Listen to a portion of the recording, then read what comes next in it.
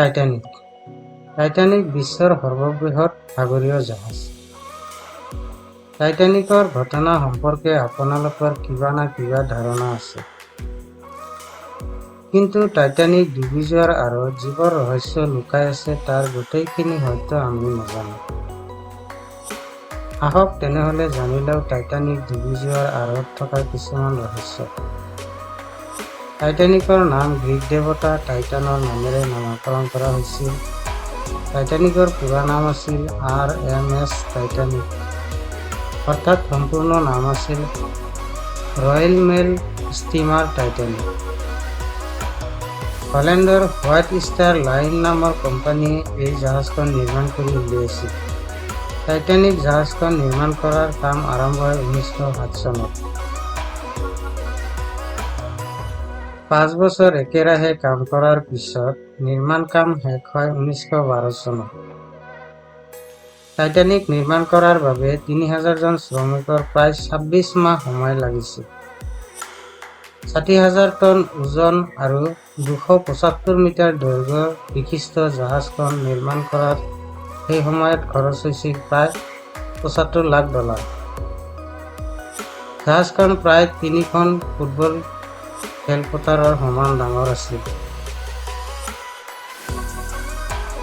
জাহাজখন crew member সহকাৰে একেলগে 3547 জন যাত্ৰী বহন কৰাৰ ক্ষমতা আছিল। কেপ্টেইন এডৱাৰ্ড স্মিথৰ তত্ত্বাৱধানত টাইটানিকে ইয়াৰ প্ৰথম যাত্ৰা আৰম্ভ কৰিছিল।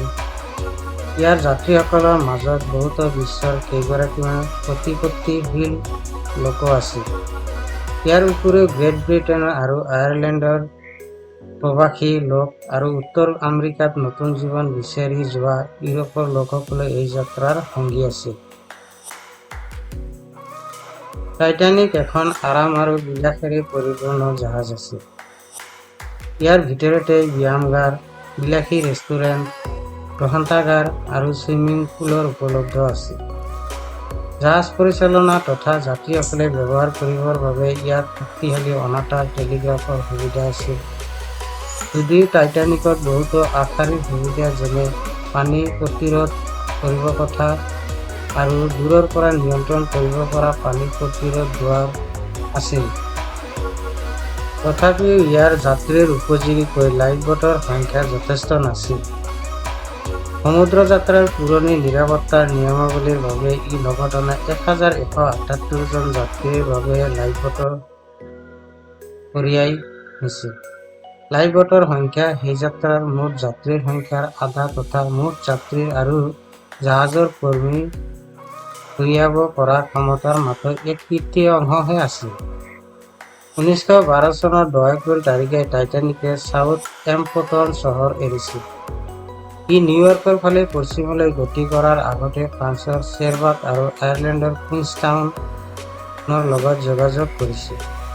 1912 চনৰ 14 এপ্ৰিল তাৰিখে জাহাজখন যাত্ৰা আৰম্ভ কৰাৰ 4 দিন পাছত প্ৰায় 375 মাইল অতিক্ৰম কৰাৰ পাছত দক্ষিণৰ ফালে ই এটুকুৰা আইচবাৰ্গত ৰাতি প্ৰায় 11:40 বজাত আংশিকভাৱে হোৱা সংঘৰ্ষত টাইটানিকৰ হাল প্লেটসমূহ বহুতো ঠাইৰ ভিতৰত দিশে বেঁকা হৈ পৰিছিল। ইয়াৰ ফলত 16টা পানী প্ৰতিৰোধিত কোঠাৰ ভিতৰত 5টা কোঠাত সাগৰৰ পানীৰে ভৰি পৰিছিল। লাহে লাহে গোটেই জাহাজখন পানীৰে ভৰি পৰিছিল আৰু প্ৰায় 2:20 জাহাজখন আটলাণ্টিক মহাসাগৰৰ বুকুত ডুবি গৈছিল। ইয়াৰে কিছু সংখ্যক যাত্ৰী আৰু কৰ্মচাৰী লাইফবোটৰ দ্বাৰা জীৱন ৰক্ষা কৰা হৈছিল। জাহাজৰ বিষয়াসকলে প্ৰথমতে মহিলা আৰু শিশুসকলক বচোৱাৰ চেষ্টা কৰাৰ ফলত দ্বিতীয় শ্ৰেণীৰ 90%ৰো অধিক পুৰুষ জাহাজখনত আছিল। প্ৰায় 2:10 টাইটানিকৰ ওপৰৰ ফলকসমূহ পানীত ডুব যায়। ইয়াৰ 10 মিনিটমানৰ ভিতৰত জাহাজখন ভাগি দুটুকুৰা হৈ পৰে আৰু লগত 1000ৰো অধিক লোকৰ সৈতে পানীত ডুবি যায়। বহুতো যাত্ৰী কেইমিনিটমানৰ ভিতৰত মহাসাগৰৰ ঠাণ্ডা পানীৰ কাৰণে হাইপোথাৰ্মিয়া ৰোগত ভুগি মৃত্যুমুখত পৰিছে। জাহাজখন ডুব যোৱাৰ পাছত কিছুমান লোক পানীৰ পৰা উদ্ধাৰ কৰা হৈছিল। দুৰ্ঘটনাৰ 2 ঘণ্টামানৰ পাছত RMS কাৰ্পেটিয়া জাহাজখন আহি দুৰ্ঘটনাস্থলীত উপস্থিত হৈছিল। এই জাহাজখনে আনুমানিক 705 জন লোকক জীৱনটো উদ্ধাৰ কৰিছিল। টাইটানিকৰ ধ্বংসাৱশেষসমূহ 1985 চনত প্ৰায় 12,415 ফুট গভীৰতাত পোৱা গৈছিল। ইয়াত আৱিষ্কৃত হোৱাৰ পিছত সহস্ৰাবিধ প্ৰাচীন মানৱ নিৰ্মিত সামগ্ৰী সমুদ্ৰপৃষ্ঠৰ পৰা উদ্ধাৰ কৰা হৈছে। ইয়াৰ সামগ্ৰীসমূহ বিভিন্ন ঠাইৰ সংগ্ৰহালয়ত প্ৰদৰ্শনীৰ কাৰণে মুকলি কৰি দিয়া হৈছে। টাইটানিকক ইতিহাসৰ এখন বিশ্ববিখ্যাত জাহাজ হিচাপে গণ্য কৰা হয়। বিভিন্ন গ্ৰন্থ, লোক গীত, চলচ্চিত্ৰ আদিৰ দ্বাৰা ইয়াৰ স্মৃতি এতিয়াও সজীৱ কৰি ৰখা হৈছে।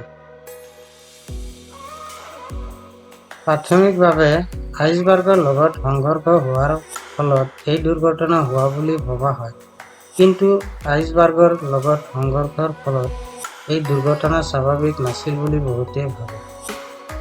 ইয়াৰ পিছত আছে বহুতো ৰহস্য। বহুতৰে ধাৰণা আছিল যে ইয়াৰ আঁৰত আছে কাৰোবাৰ অভিশাপ। এই যুক্তি প্ৰমাণ কৰাৰ বাবে বহুতে অন্যতম কাৰণ হিচাপে ক'ব বিচাৰে যে টাইটানিকৰ নম্বৰ 390904। ইয়াৰ বাহিৰেও অনেক কাহিনী প্ৰচলিত আছে। ইয়াৰ বাহিৰেও আলোচিত কাহিনী যেনে টাইমছ 1998 চনৰ 19 অক্টোবৰ সেই অনুসৰি টাইটানিকৰ জাহাজত নাকি আছিল মিছৰৰ এক ৰাজকুমাৰীৰ অভিশপ্ত মুমি। কোৱা হয় মুমিৰ অভিশাপৰ কাৰণে টাইটানিক জাহাজখন আইচবাৰ্গৰ লগত সংঘৰ্ষ হৈ দুৰ্ঘটনা ঘটিছিল। ইয়াৰ বাহিৰে অনেক বিতৰ্ক আছে যে নাবিকৰ ভুলৰ কাৰণেও ডুবিছিল জাহাজখন। বিবিচিৰ জেৰাত জানিব পৰা গৈছে যে টাইটানিকৰ ছেকেণ্ড অফিচাৰ চাৰ্লছ লাইটাৰৰে নাতিনী লুইচ পেটাৰ্ন জনাইছিল যে এজন অফিচাৰ জাহাজখন আইচবাৰ্গৰ বিপৰীত ফালে ঘূৰাই দিয়াৰ পৰিৱৰ্তে আইচবাৰ্গৰ ফালেহে ঘূৰাই দিছিল। এয়া আছিল টাইটানিক সম্পৰ্কে অজনা ৰহস্য। এইবিলাকৰ মাজত কোনখন ৰহস্য আপুনি বেছি যুক্তিকৰ বুলি ক'ব বিচাৰে কমেণ্ট কৰি জনাব। বন্ধু-বান্ধৱীসকল, মোৰ ভিডিঅ'খন ভাল লাগিলে এটা লাইক কৰিব আৰু মোৰ চেনেলত নতুন হ'লে ছাবস্ক্ৰাইব কৰিব আৰু কাষত থকা বেল আইকনখন প্ৰেছ কৰি দিব।